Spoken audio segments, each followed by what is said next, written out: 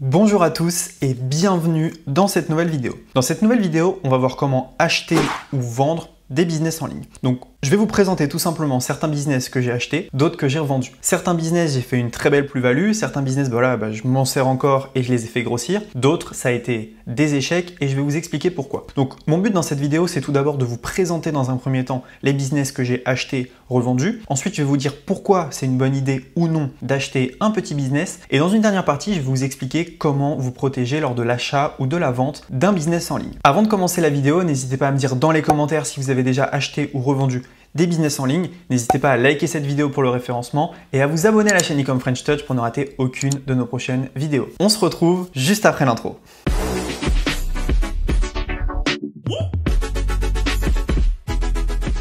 Donc comme je vous le disais, j'ai acheté pas mal de petits business en ligne avec plus ou moins de succès. Le problème, c'est toujours le même, peu importe à quel niveau on est sur le web et quel est notre niveau de revenu, c'est le syndrome de l'objet brillant. On a toujours l'impression qu'une opportunité est meilleure ailleurs. Et la deuxième chose, c'est le coût d'opportunité. C'est-à-dire que si je m'investis dans un business qui rapporte de l'argent, etc., peut-être qu'en investissant mon temps dans d'autres choses, je pourrais faire 5, 10, 100 fois plus. Donc c'est toujours la même chose et il faut toujours essayer de regarder ça. Voilà, est-ce que je suis pas en train de subir le syndrome de l'objet brillant en rachetant un business et est-ce que finalement je suis pas en train de perdre mon focus. Je vais vous présenter certains business et je vais vous expliquer pourquoi ma vision elle a radicalement changé dans la vente et dans l'achat de petits business en ligne. Alors je vais commencer avec Instagram. Premier compte que j'ai racheté, c'est celui-ci, Esprit Millionnaire. Il a été acheté 300 € alors que j'étais dans l'avion pour l'Estonie. Je vois sur un groupe Facebook compte entrepreneur business en ligne à vendre. Je l'achète directement. C'est un compte que j'ai développé et je ne regrette absolument pas mon acquisition puisque tous les jours quasiment on veut me le racheter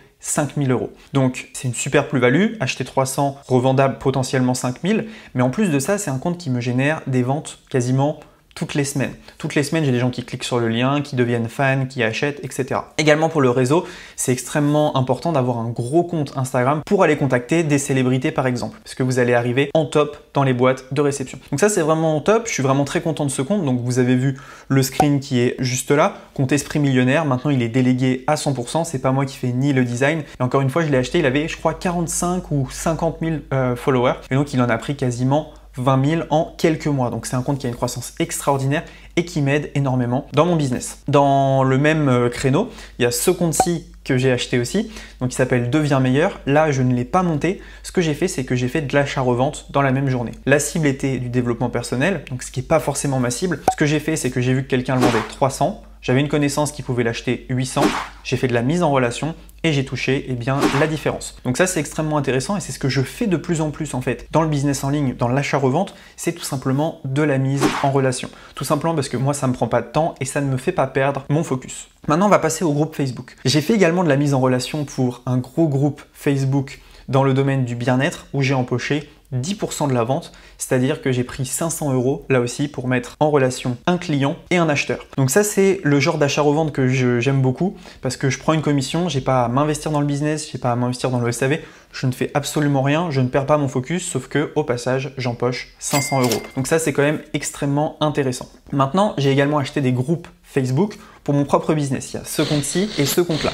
L'intérêt pour moi, il est très simple, c'est que c'est des groupes que je vais pouvoir rattacher à mon business principal Ecom French Touch sans y passer plus de temps. Le contenu, il est déjà là. Les vidéos YouTube, les articles de blog, les posts sur Facebook. Donc aujourd'hui, si j'ai plus de support avec plus d'audience en marketing, ça ne va pas me coûter plus de temps ni plus de travail. Ces deux groupes ont été rattachés en fait dans une stratégie globale de communication, c'est-à-dire que j'ai un outil qui va poster sur tous les groupes Facebook tous les jours, donc que j'ai 2 groupes ou 500 groupes, en fait ça me prend exactement le même temps. Donc autant avoir un maximum de groupes. Ces 2 groupes-ci ont été achetés 200 € et ont déjà été rentabilisés x 10 vu le nombre de membres qu'il y a à l'intérieur. Je récupère des emails, je récupère des ventes, je récupère de la visibilité et donc c'est extrêmement intéressant. En achat-revente, j'ai pas toujours eu des réussites. Par exemple, si on prend cette page Facebook, vous voyez là je suis sur le ManyChat, c'est une page sur le whisky que j'avais acheté il y a 4 ans. Je l'avais acheté quelques centaines d'euros, 500 000 membres, dessus une audience uniquement du Honduras et du Mexique. J'ai essayé de leur vendre toutes sortes de choses sur Amazon, je n'ai jamais réussi à vendre quoi que ce soit. Donc cette page, elle est partie dans un échange. Donc il y avait un échange où j'étais un peu juste niveau argent. J'ai rajouté cette page pour pouvoir faire un échange. Je me souviens plus exactement avec quoi. Je crois que c'était un compte Instagram humour. Mais du coup voilà. Pourquoi est-ce que je me suis trompé? Parce que je ne connaissais pas la cible, je ne connaissais pas les stats de la page et j'ai vu juste 500 000 fans, donc j'ai été un peu ébloui ébloui par le chiffre. Donc il faut faire attention, il ne faut pas perdre votre focus. Également, un business que j'ai acheté, revendu, c'est celui-ci, donc un groupe Telegram de 5400 membres dans la séduction. Donc ce que j'ai fait, c'est très simple, c'est que j'avais 2 groupes Telegram séduction. Le premier, 250 membres, je l'ai monté moi-même. Le deuxième, c'est celui-ci, je l'ai acheté 150 €. Je les ai fait travailler un petit peu pour générer des revenus et j'ai revendu l'intégralité du business dating pour 900 €. Donc ça m'a coûté un peu de temps, mais là encore, vous voyez, l'investissement temps-argent n'est pas forcément dingue, tout simplement parce que voilà, j'ai beaucoup travaillé, j'ai investi 150, je reprends 900, j'ai touché 300 € de récurrent mensuel entre les deux. Bref, c'était pas forcément une très bonne opportunité. Également en vente de business, il y a mon compte TikTok qui est juste ici, qui a été vendu 3600 € et que j'ai monté moi-même. Donc là, vous voyez que il n'y a pas de frais de départ, c'est pas de l'achat-revente, c'est uniquement de la vente.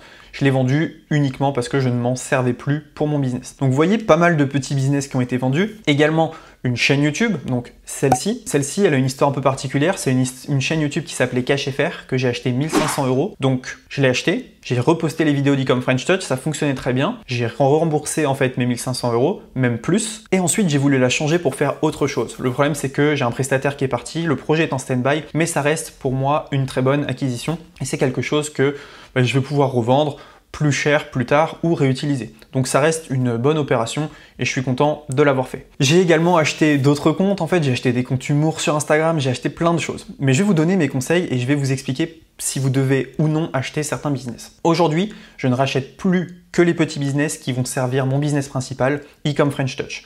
Mon business de vente de formation, de coaching, d'affiliation. Je ne regarde plus les autres business, tout simplement parce que ça me fait perdre mon focus et ça me fait aller sur des marchés que je ne maîtrise pas forcément. Du coup, voilà, si je rachète aujourd'hui un compte Instagram entrepreneur 5000 € et qu'il est dans la cible, je le rattache, je mets un community manager dessus, on poste le contenu et je sais que je vais être rentable à long terme. Si je rachète un compte sur les chiens par exemple, là c'est beaucoup plus compliqué parce que je perds mon focus, il faut que je propose des nouveaux produits dont j'ai pas la compétence, ça va tout de suite devenir plus compliqué. Donc posez-vous vraiment la question, est-ce que le business que je rachète va me servir dans mon business principal? Est-ce que je ne vais pas perdre mon focus? Autre chose, essayez de vous projeter. Vous rachetez un business 500 €, ok? Combien est-ce qu'il va pouvoir me générer mensuellement sans que je travaille trop? Aujourd'hui, je cherche à acheter des business qui vont me rapporter de l'argent en fait sur le long terme. Les groupes Facebook, le compte Instagram, la chaîne YouTube, mais je ne veux pas faire du one shot. Ça ne m'intéresse pas. Donc faites toujours attention à ça. Achetez des comptes qui sont intéressants pour vous. Maintenant, je vais vous expliquer comment ne pas vous faire arnaquer. Les arnaques sont extrêmement courantes sur Internet et donc il faut faire attention. Première chose, n'hésitez pas à téléphoner à votre interlocuteur. Ça peut paraître bête, mais avoir la personne au téléphone, ça peut être vraiment intéressant. Vous voyez à qui vous avez affaire, quelle est la mentalité de la personne et si elle est là pour vous escroquer ou non. Deuxième chose, n'hésitez pas à lui demander une copie de la carte d'identité. Moi, c'est ce que j'ai fait pour la chaîne YouTube. Ça rassure, la personne elle vous a dit qu'elle s'appelle Thibaut. Si déjà sur la carte d'identité elle s'appelle pas Thibaut, vous voyez qu'il y a un petit problème. Troisième chose, faites-lui signer un document de cession. Donc tout simplement, elle va rédiger sur une feuille la date et dire voilà, moi Thibaut, le 10 octobre 2019, je vends le compte Instagram à telle personne et il signe. Ça, c'est s'il décide de le reprendre, vous avez un document en fait qui prouve que ça a bien été vendu. Également, ça peut servir de document comptable. Donc voilà, ça c'est des choses qu'il faut faire, attention. Également, faites soit du PayPal professionnel pour envoyer de l'argent, ça vous pouvez faire un litige, soit faites un virement bancaire avec le RIB au nom de la personne. S'il y a un problème, comme ça, vous pourrez vous retourner contre elle. Normalement, il n'y a pas trop de soucis dans ce milieu-là. Enfin, quand vous achetez ou que vous revendez un petit business en ligne, normalement, la personne en face n'a aucun intérêt à vous arnaquer, mais il faut faire quand même attention. Si la personne elle est dans un autre pays, si elle est à l'autre bout du monde, on ne sait pas trop ce qui peut se passer et ça peut être assez dangereux quand même. Donc je vous conseille de vous méfier. Donc voilà, vous l'avez compris, quand vous achetez un petit business en ligne, faites attention de voir si ça ne va pas vous déconcentrer de votre but initial, faites attention pour pas que ça vous crée en fait un deuxième job, c'est pas le but. Il vaut mieux monter un business très très haut que deux très moyennement. Donc voilà, faites bien attention à ça. Et ensuite, faites bien attention à qui vous faites affaire lorsque vous achetez un business en ligne. Je vous mets dans la description un petit contrat donc qui vous permettra en fait de vous protéger avec la personne qui va vous vendre le petit business et comme ça vous permet un peu de cadrer les choses. Donc c'est un contrat, il est totalement gratuit, vous avez juste à cliquer dans la description de cette vidéo et vous y aurez accès. Donc voilà, je sais que c'était pas des gros business, je sais que là on parle pas de multinationales, on parle de petits business à quelques centaines d'euros, mais ça reste quand même extrêmement intéressant. Si ça vous intéresse de racheter des gros business parce que vous avez les moyens, allez sur flippa.com flippa.com et là vous pourrez racheter des business qui pèsent des milliers d'euros, des dizaines de milliers d'euros, des centaines de milliers d'euros, voire même des millions d'euros. Je vous remercie d'avoir regardé cette vidéo, n'hésitez pas à me dire dans les commentaires ce que vous en avez pensé, n'hésitez pas à liker cette vidéo, à vous abonner à la chaîne Ecom French Touch et on se dit à très bientôt dans une prochaine vidéo. Ciao!